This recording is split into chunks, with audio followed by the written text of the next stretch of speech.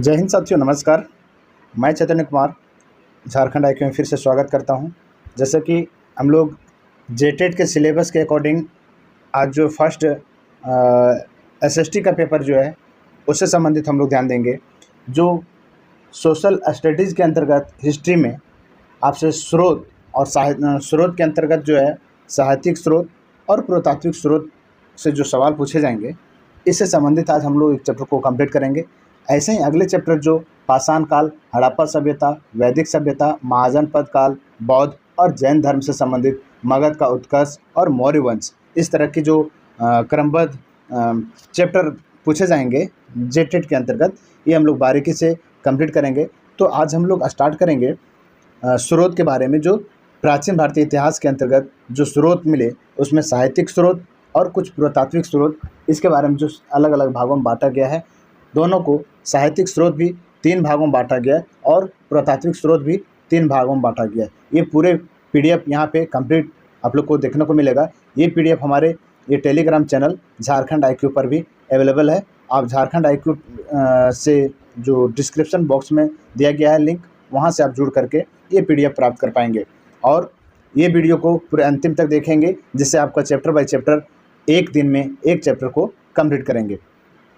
तो स्टार्ट करते हैं। फर्स्ट चैप्टर का जो स्रोत है इतिहास के स्रोत, जिसके अंतर्गत साहित्यिक स्रोत और पुरातात्विक स्रोत पढ़ना है। इसमें से आज हम लोग ये चैप्टर को पढ़ते हैं, ठीक है। जैसा कि हम लोग अभी पहले ही बताएं कि ये पीडीएफ हमारे टेलीग्राम चैनल या ये पीडीएफ जिनके पास प्राप्त हो पाए, यहाँ से क्लिक करेंगे। आपका टेलीग्राम चैनल से जुड़ते हैं ये पीडीएफ जहाँ पे होगा, ये यूट्यूब आप यहाँ से भी आप यूट्यूब एंट्री भी कर जाएंगे। चलिए स्टार्ट करते हैं। पहले नंबर स्टार्ट करते हैं इतिहास के। जैसे कि बताया जाता है कि इतिहास हमें पढ़ने के लिए, इतिहास के बारे में जानने के लिए या इतिहास के जो परिघटनाएं हैं, इसे डिटेल्स जानकारी हमें तब मिल पाती है जब इसके बारे में कुछ अतीत में कुछ ऐतिहासिक चीज़ें छूटी हुई, ऐतिहासिक जो साहित्यिक स्रोत से हमें जानकारी मिल पाता है या फिर पुरातात्विक स्रोत से जानकारी मिल पाता है। तो इन्हीं चीज़ों के बारे में जानकारी प्राप्त करेंगे कि साहित्यिक स्रोत के रूप में इसे कौन कौन से ऐसे साहित्यिक स्रोत है जिसे हमें ऐतिहासिक में घटनाओं के बारे में जानकारी मिल पाता है, और पुरातात्विक स्रोत में ऐसे कौन कौन से स्रोत हैं जिसके अंतर्गत हमें इतिहास की परिघटनाएं के बारे में जानकारी मिल पाती है। तो लाइन बाय लाइन यहाँ से आप देखते जाएंगे, ये पीडीएफ आप प्राप्त कर पाएंगे हमारे टेलीग्राम चैनल झारखंड आईक्यू से, जिसका लिंक डिस्क्रिप्शन बॉक्स में दे दिया गया है। चलिए, इतिहास का उद्देश्य अतीत पर प्रकाश डालना है। यह ऐतिहासिक स्रोतों की खोज और अध्ययन के माध्यम से किया जाता है। इतिहास का उद्देश्य क्या होता है? तो अतीत की जो भी घटनाएं होती है उसी के बारे में हम लोग जानकारी प्राप्त करना चाहते हैं, और इसके लिए जो है ऐतिहासिक स्रोत की खोज और उसके अध्ययन से ही हम लोग को प्राप्त कर सकते हैं।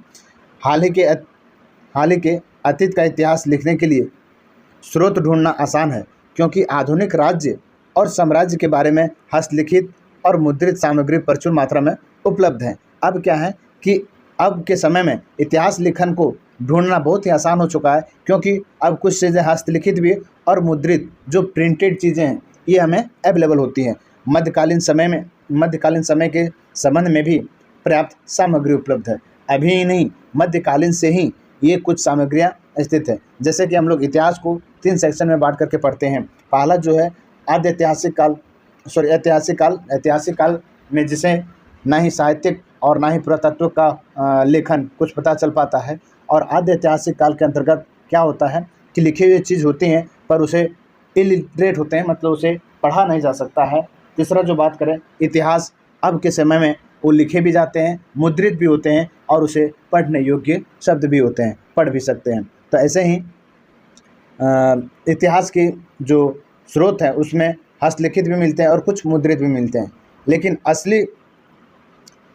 लेकिन असली मुश्किल प्राचीन इतिहास लिखने में आती है। महान भारतीय महाकाव्य महाभारत में उल्लेख है कि इतिहास वह प्राचीन विवरण है जिसमें पुण्य, धन, इच्छा और मोक्ष के निर्देश हैं। दूसरे शब्दों में, भारत के प्राचीन ऋषियों ने वास्तविक घटनाओं के बजाय उन घटनाओं पर अधिक जोर दिया जो उच्च आदर्शों को लेकर के चलती है। अब साहित्यिक स्रोत के अंतर्गत पहला जो हम लोग देखेंगे, धार्मिक साहित्य के अंतर्गत किस तरह से धर्म से संबंधित जो साहित्य हम लोग को उपलब्ध है, ये सब के बारे में हम लोग जानकारी प्राप्त कर रहे हैं। इतिहास केवल शासकों का ही अभिलेख नहीं, यह मुख्यतः लोगों के जीवन और रहन सहन का लेखा जोखा है। हर समय का साहित्य उस समय का दर्पण होता है। साहित्यिक स्रोतों से लोगों की मानसिक और सामाजिक स्थिति का पता चलता है। क्या है कि जब जिस समय का साहित्य लिखा गया उसी समय का वो दर्पण माना जाता है, क्योंकि वही एक साक्ष्य के रूप में हम लोग को जानकारी दे पाती है। देखिए, इस तरह से ये साहित्यिक स्रोत है जो आप लोग को ताम्रपत्र या भुज के छाल पर देखने को मिलता है। ये सब सारे भारत का धार्मिक साहित्य बहुत विशाल है। इसमें वेद, उपनिषद, रामायण, महाभारत जैसे महान महाकाव्य और हिंदुओं के पुराण शामिल हैं। ये धार्मिक विश्वासों, सामाजिक व्यवस्थाओं, लोगों के तौर तरीके और रीति रिवाजों, राजनीतिक संस्थाओं और संस्कृति की स्थितियों के बारे में जानकारी की खान की तरह है। जैन और बौद्ध धार्मिक रचनाओं भी बहुत बड़ी हैं।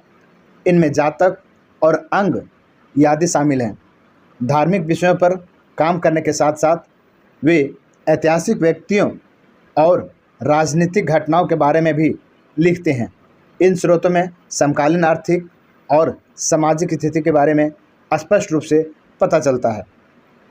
ऐसे ही धर्मनिरपेक्ष जो साहित्य है, धर्मनिरपेक्ष साहित्य के अंतर्गत क्या चीज़ें हैं इसके बारे में देखते हैं। धर्मनिरपेक्ष या गैर धार्मिक साहित्य के कई प्रकार हैं। प्राचीन भारत के विधि पुस्तकें जिन्हें धर्मसूत्र स्मृतियाँ कहा जाता है, इसी समूह में आती हैं। इसमें यानी धर्मसूत्र और स्मृतियाँ जो है वो धर्मनिरपेक्ष के समूह में आते हैं, इसी समूह में आती हैं। इनमें राजाओं, प्रशासकों और लोगों के लिए कर्तव्यों की संहिताएं, इनमें संपत्ति से संबंधित नियम भी हैं और हत्या, चोरी और न्याय अपराधों के लिए दंड का भी प्रावधान है। ये धर्मनिरपेक्ष में इन सारे चीज़ों का प्रावधान देखने को मिलता है। कौटिल्य का अर्थशास्त्र एक प्रसिद्ध रचना है।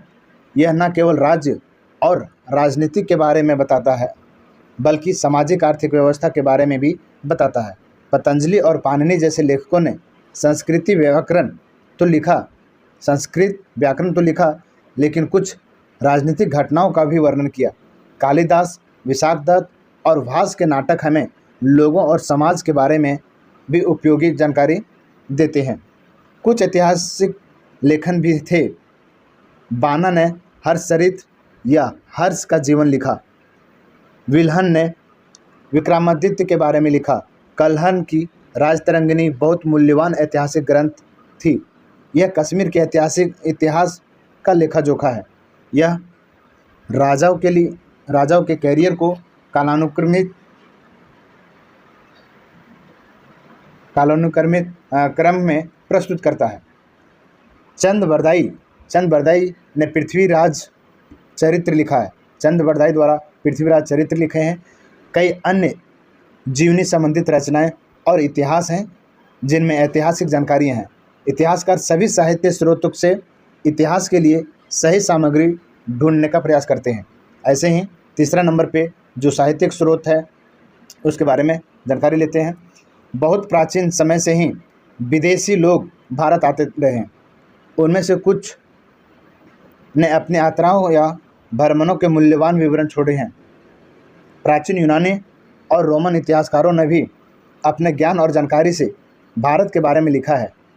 ये सभी विदेशी विवरण इतिहास लेखन के लिए उपयोगी साबित होते हैं। चंद्रगुप्त मौर्य की यूनानी पर विजय के बारे में हमें यूनानी विवरणों से पता चलता है। उन्हें अपने लेखों में उसका उल्लेख सेंड्रोकोटस के रूप में किया है। किसके रूप में? सेंड्रोकोटस के रूप में किया है। यूनानी राजदूत मेगास्थनीज चंद्रगुप्त मौर्य के दरबार में रहे और उन्होंने अपने प्रसिद्ध रचना इंडिका लिखी है। दुर्भाग्य से यह रचना खो गई, लेकिन इसके अंश अन्य यूनानी लेखकों के उत्तरार्धों में सुरक्षित है। लेकिन मौर्य राजनीतिक और समाज के जानने के लिए उन संक्षिप्त विवरणों को भी सबसे कीमती माना जाता है। टॉलमी के भूगोल जैसे कार्यों से हमें भारत के बंदरगाहों के बारे में पता चलता है। प्लिनी के कार्यों से हमें रोम और भारत के बीच व्यापार संबंध के बारे में पता चलता है। इन लेखों ने ईसाई युग की शुरुआत शताब्दियों में लिखा था। चीनी यात्री फाहियान ने शाही गुप्तों के समय के बारे में बहुमूल्य विवरण छोड़े हैं। हेनसांग, जिसे तीर्थयात्रियों का राजकुमार कहा जाता है, ने हर्ष के युग के भारत के बारे में विस्तृत विवरण लिखा। एक अन्य चीनी इत्सिंग ने 7वीं शताब्दी की ईस्वी में भारत का दौरा किया। उसने लेखों में उस समय की सामाजिक धार्मिक स्थिति का विवरण है। इस्लामी दुनिया से भी यात्री भारत आए। महमूद गजनी के समय आए अलबरूनी ने खुद संस्कृत का अध्ययन किया था। हिंद पर उन्होंने लेख उपयोगी जानकारी देते हैं। और ऐसे ही इतिहास सत्य के प्रति इतिहास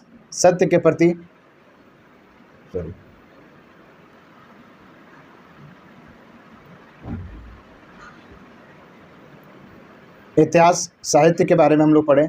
अब हम लोग देखते हैं पुरातात्विक स्रोत के बारे में। पुरातात्विक स्रोत। दोस्तों, यदि आपको ये सेशन पसंद आ रहा हो तो प्लीज़ हमारे झारखंड IQ चैनल सब्सक्राइब करेंगे, लाइक करेंगे और दोस्तों के साथ शेयर करेंगे। जाते हैं पुरातात्विक स्रोत के बारे में। पुरातात्विक स्रोत भी 3 भागों में बांटा गया है। पुरातात्विक अवशेष और स्मारक। उत्खनन और अन्वेषण के परिणाम स्वरूप प्राप्त प्राचीन खंडहर, अवशेष और स्मारक इतिहास के पुरातात्विक स्रोत हैं। पुरातात्विक अवशेषों की तिथियां के लिए रेडियो कार्बन विधि से वैज्ञानिक जांच की जाती है। पुरातात्विक स्रोत हमें प्राचीन लोगों के जीवन के बारे में कुछ जानकारी देते हैं। भारत प्राचीन खंडहरों, अवशेषों और स्मारकों से समृद्ध है। इस तरह से देखिए, ये खंडहर से, ये पुरातात्विक स्मारक से जो सो मिल पाते हैं, जहाँ पे सिक्के, कुछ मटके और कुछ मूर्तियाँ जो सो मौजूद होते हैं। शिलालेख क्या है? शिलालेख के बारे में भी देखते हैं। शिलालेख मूल्यवान ऐतिहासिक तथ्य प्रदान करते हैं। शिलालेखों के अध्ययन को पुरालेखन शास्त्र कहा जाता है।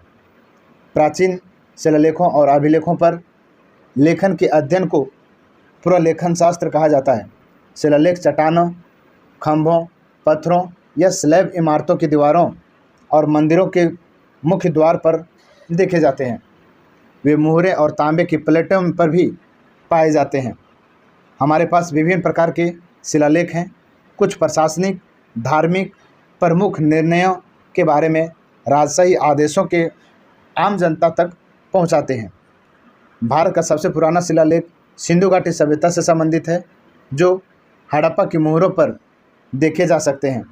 भारत का सबसे प्रसिद्ध शिलालेख अशोक के शिलालेख हैं। जैसा कि उस समय उस सम्राट ने खुद कहा था, उसने अपने शिलालेख के पत्थर पर उकेरत ताकि वो लंबे समय तक के टिक सके। खारवेल का हाथी गुफा शिलालेख, समुद्रगुप्त का इलाहाबाद स्तंभ शिलालेख और कई अन्य चट्टानें और स्तंभ शिलालेख में सबसे मूल्यवान ऐतिहासिक विवरण है। राजनीतिक, प्रशासनिक और धार्मिक मामलों को ऐसे स्रोतों को एकत्र किया जाता है। सबसे पुराना शिलालेख अर्थात हड़प्पा की मोहरें, जिनकी तिथि लगभग 2500 ईसा पूर्व का है, को अभी तक किसी भी पुरालेखन शास्त्री द्वारा नहीं पढ़ा जा सका है। बाद के शिलालेख 3री शताब्दी ईसा पूर्व में प्राकृतिक भाषा में उत्कीर्ण किए गए थे। अशोक के शिलालेख ब्राह्मणी लिपि में बाएं से दाएं लिखे गए थे। कुछ शिलालेख ख्रोष्टी लिपि में दाएं से बाएं उत्कीर्ण किए गए थे। 2री शताब्दी में संस्कृत के पुरालेख माध्यम से के रूप में इस्तेमाल किया गया था।